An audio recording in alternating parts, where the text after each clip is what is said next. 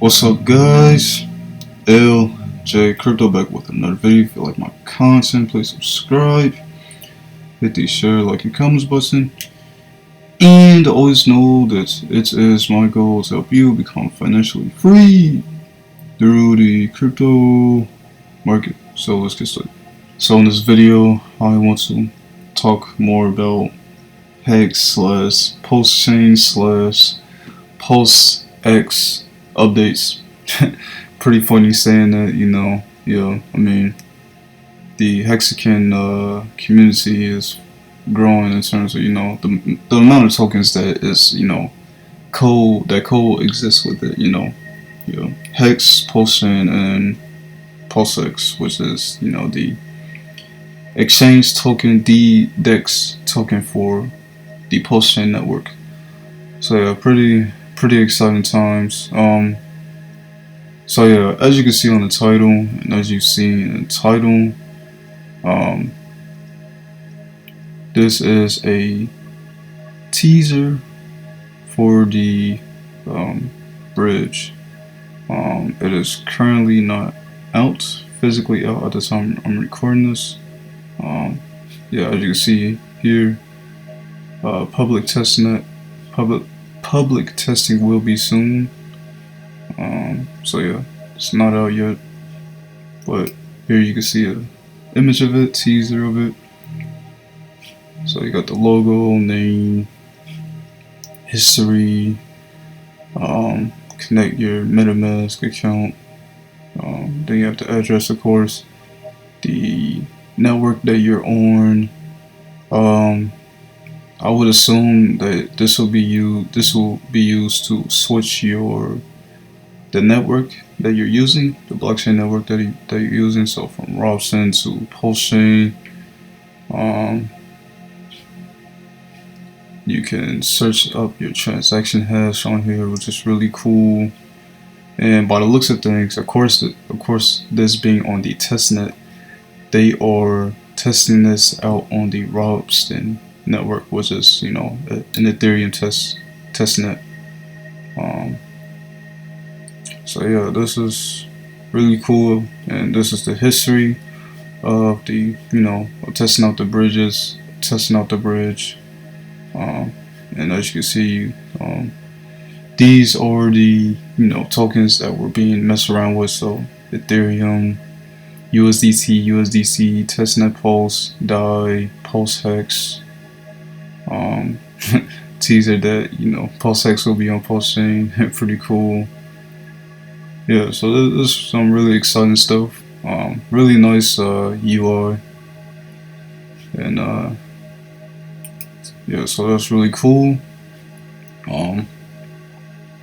So before we get into, you know, some PulseX stuff, let's look at the, you know, Hex chart. So let's see. This is a 4-hour chart.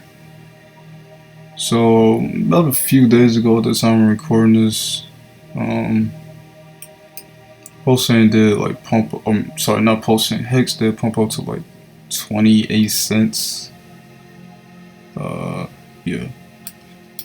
When the sacrifice, I want to say a couple of days before the sacrifice was announced, or before it came out, Hex pumped pretty hard, and it reached a high of what, 35 cents. So yeah, it pumped really hard all the way from here in this beginning of last month. So it went from like 12 cents all the way 35 cents. So yeah, it rebounded back, but it's been on a downtrend for a bit, and now it's consolidating. So yeah, we'll have to see if it goes up or down from here. But of course, this being Hex, is going to go up over time, so I have no worries. I'm keep holding my coins, of course. So yeah, there's Hex updates on the price chart of that. Now let's get into basically the technology and the tokenomics behind PulseX. Oh, well, before I get to that, let's talk about the sacrifice, the amount sacrifice. So yeah, almost 900 million crypto, like money amount of crypto, has been sacrificed to PulseX, and this is only the ETH chain, Ethereum blockchain. As you can see, half of it is from Hex. You got 1/5 of it from Ethereum, then USDC, then Tether, then DAI, Polygon. So yeah, people are throwing a lot of money into this. Really insane. As you can see, the sacrifice rate is occurring now, and this has been going on for 2 days, I want to say. And of course, the sacrifice rate, meaning that you won't get as much pulse per amount of points. So basically, the price is going up over time, and you're getting less amount of pulse for the amount of money that you put in, basically. So yeah, basically what that means. And I just want to take a peep at the other chain amounts sacrifice. So yeah, it went down, but yeah, this is the current amount in ETH. There's 13 other chains. Well, some of them don't count. These don't count because these are just testnets. But we could look at Binance Smart Chain, 36 million. We look at, let's see, Polygon, 3 million, and we'll just look at another one. This will be the last one I look at. Let's see, Hecko. So it's only 100, but yeah, I mean, basically, if you think about it, the amount sacrificed is pretty much $1 billion at this point, and we still have a month and a half left of this sacrifice. So yeah, and I kind of see people going crazy the last week maybe. And also we can look at balances from each person. So let's look at that. So once again, this is only on the ETH chain. This is data only from the ETH chain. And as you can see, the number one sacrificer sacrificed over $47 million. And then you got the next two people that sacrificed over 20 million. It's just, yeah, the top 10 people are just in a completely different league, but especially number one. But yeah, people are just sacrificing so much money into this, and the amount of money people are putting into this is pretty astronomical, honestly. And the top 100 people, the top 100 sacrifices have put in over $1 million. That's insane. Yeah, that is pretty crazy. Okay, they got statistics here. Of course, majority of it is Hex, then ETH, then the major stable coins. And then let's see, they have a chart. I guess it's amount sacrifice per day. So day 5 was pretty crazy.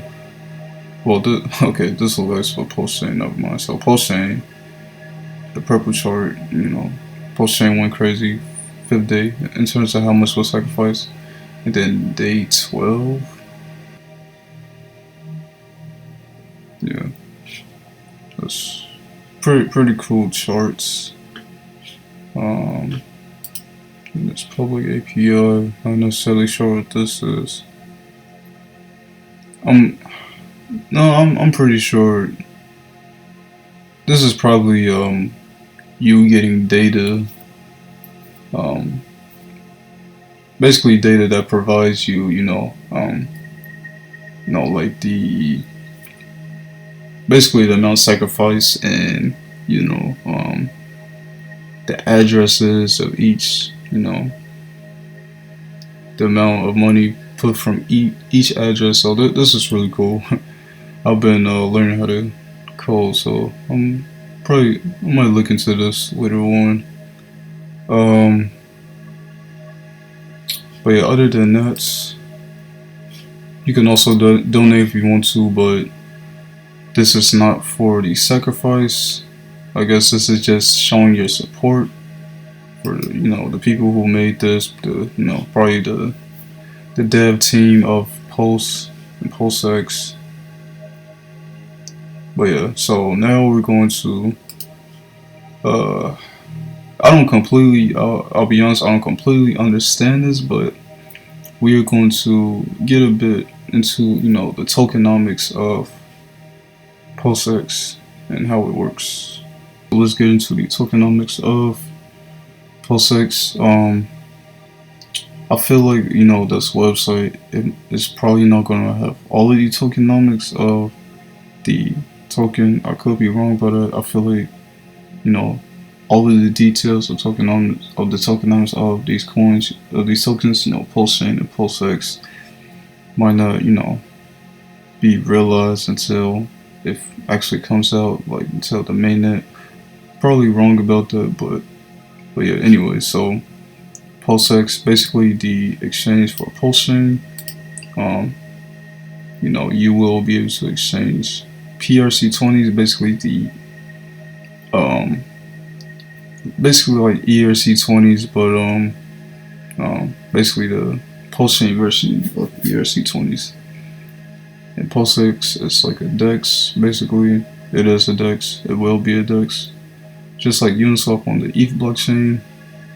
And then there's bridges, right, which I showed, which is currently being built, which allows you to trade on different chains, such as like Polygon and BSC and Tron and all of that. So PulseX will have a yield farm, the biggest yield farm. So every time people swap from one token to another, liquidity providers on PulseX will earn fees as a reward. So as a liquidity provider, when you get into a liquidity pool and you say maybe PulseX or USDC, every time people swap from one token to another on PulseX, if you are a liquidity provider, you will earn fees on those tokens. Users can bridge in their free ERC20s and pair them with free PRC20s in order to provide liquidity and earn fees. This also backs the value of the PRC20s that they got for free. Pretty cool. So second incentive, so to enhance PulseX success, another token will exist to further incentivize liquidity providers beyond the fees they're already making. When they become liquidity providers, they will receive liquidity provider tokens that they can deposit into a yield farm. This token is not yet named, but it is imitated with decreasing inflation over time. A DAO chooses which trading pairs receive this incentive and at what rates. Okay, so basically, for one, there's going to be a DAO which will bring governance to PulseX, just like there is on Uniswap, and basically Richard Heart is coming out with another token along with PulseX and Pulsechain that will be used to decrease inflation, and that will be in addition to the fees that liquidity providers are making, automatic market makers. That's basically another name for liquidity providers. So the goal of Pulsechain is to provide incentivization. Basically provide the best trading experience and yield farming with a strong focus on incentivizing ERC20 holders to bridge in and back the value of their PRC20s. So yeah, definitely signifying, of course, obviously, that you will be able to bridge from ERC or the Ethereum network to the Pulsechain network, because basically Pulsechain is a fork of Ethereum, and you will get an airdrop of all your ERC20s from the ETH blockchain. So this talks about PulseX being able to increase its value. Its technicalities being able to allow to increase in value. This basically talks about how cryptos have been basically the best asset class in history for over the past 10 years, over a decade. Bitcoin first became tradable, I want to say 2009, and of course crypto uses cryptography technology and all of that, and has algorithms, permissionless, transparent, all of that. Anyway, so high yields. You can provide Pulse or PRC20s that you hold as liquidity to PulseX and earn yield on them. Basically, being a liquidity provider, earning money through that. Most transparent trading in the world. Efficiency.